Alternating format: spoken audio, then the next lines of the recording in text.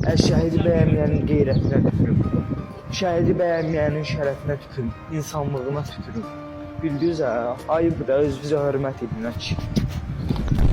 Lisandı qurutmaq olmur, şəhidləri olmur, unutmaq olmur. Onların bir vaqıfdı yüzdən, onu qara torpaqlar alıbdı bizdən. Bununla fəxr eləmək lazımdır. O Cınqırı ilə, Peri ilə, Petuğu ilə fəxr eləmək lazımdır. Baxın, görün, nə cürlə oğlanlarımız şəhid olub, nə cürlə oğlanlarımızın körpə balaları yetim qalıb bugünkü gündə. Baxın da, siz bugünkü gündə bunların şotunu yaşayırsınız. Baxın, bax, bunların şotunu yaşayırsınız. Bunlar olmasaydı, bugünkü gündə nə Qarabağ var idi, nə bir şey var idi, nə də biz var idik, yox idik. Ona görə də bugünkü gündə bu şəhidlərin qabağında hər bir insan boşa əyməlidir.